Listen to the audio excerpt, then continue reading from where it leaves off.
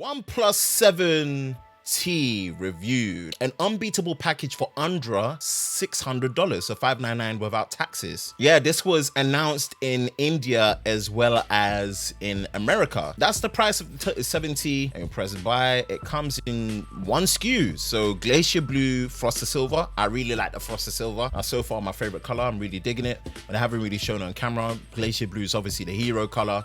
8 gigabytes of RAM, 128 gigabytes of UFS 3.0 storage. And yeah, man, it's pretty much a new aspect ratio, 20:9 aspect ratio, 2400 by 1080p. So it's a really high resolution 1080p panel.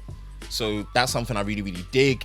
It's a brighter panel as well, max peak brightness of 1000 nits. So I think potentially we'll wait for screen measurements, but the sustained brightness output probably around 750 to maybe 800 nits, or maybe 700, which is really good. You know, Snapdragon 855 plus, you know, Warp Charge 30T, which, you know, Board at Work did a video where actually when the screen was off, it recharged to full in 53 minutes. When the screen was on, it was about 56 minutes. So for a slightly bigger battery than what was on the OnePlus 7, you know, it's a really good step up in retrospect. I love flat displays.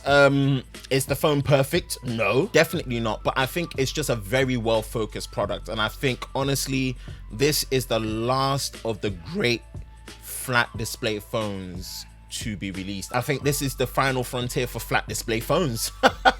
I just prefer flat display phones. I don't have a problem with curved screen phones. I think curved screen phones are great. I think it's a preference whether you like a curved screen phone or not, personally, right? So flat, both are great. I just prefer flat displays. So I really love the fact that they've got a new aspect ratio that's going to be more comfortable, slightly taller. I think is a really good step in the right direction compared to the normal OnePlus 7, because I feel like the normal OnePlus 7 completely got forgotten about before. So it's good that they've really focused on it, they've streamlined it, they've not been scared to really bring a lot of the pro features that were on the 7 Pro to this one, and they've really tried to just keep the price as competitive as possible. Like $599 is really pushing it for what you're getting, and a lot of comparisons against iPhone 11 is interesting. So it's not a perfect phone. I think a lot of people have had opinions about the circular design. You're not going to be looking at the back of the phone that often, if not at all. So I don't mind it. It's not as, I don't know, finessey, but it's like a single unit, so take it for what it is. The cameras seem to be working okay, as we should be expecting for the price point. I think a lot of the camera tests I've been seeing that they really worked on the dynamic range. The dynamic range output is really good. It was even outpacing phones like the Mate 30 Pro, so it's really good to see. And I trust OnePlus, man. Once the phone gets released to the mass public, you know, for Europe and UK, any issues that they pick up, if there is any in terms of the camera performance for video and photo, OnePlus will confidently update it. So I think the kind of support you're going to be getting with that price point with the 7T, I think this really streamlines the product line, and you don't feel like you're losing so much stepping down. In fact, there's some things that you might feel like you gain in terms of practical use cases. And out of the box, it's the first phone to have Android 10. No OTAs needed. It is the first. I know some of the Pixel phones from 3 to 3A were getting over the air, but we're talking about out of the box. This is the first phone that gets Android 10. Even the official Android handle tweeted that, so props to OnePlus for that, man. It really shows their dedication to Oxygen OS 10 as well as their software updates on a long-term level.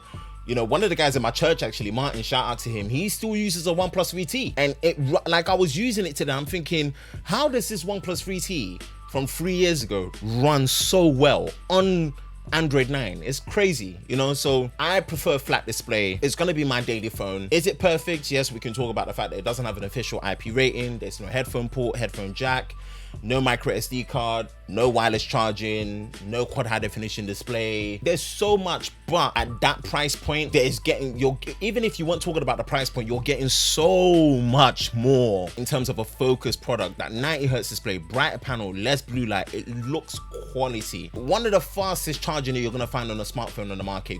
Great battery life, which I can attest to when it comes to that resolution, even with the 90 Hz. You know, the latest and greatest chipset, you know, UFS 3.0, 8 gig, probably arguably the best Android software experience you're gonna find on any smartphone at the minute. I think the 7T is a smash hit, and I think it should be celebrated because I think it's the last generation of an advanced flat display smartphone, which I think from next year onwards, you're not going to really be seeing focused on flat screen smartphones really being this good, you know, personally. So just kind of like an overview of what my thoughts are on the 70. I like it a lot. I can't wait for the 10th of October to really see what the UK pricing and the Europe pricing is going to be, and a complete product lineup for the 70 series. And, you know, going into Q4, into holiday season, I think OnePlus are doing a great job. I think they're doing a great job, and I think they're squeezing Google, and we've got to see what Google are doing on the 15th when they announce the new Pixel 4s. I'm excited to see what the Pixel 4s are going to be about, but you know, OnePlus have put themselves in a very strong position where being first with Android 10 out of the box and even bringing 90 Hz across all their phones is a really, really sick thing to do.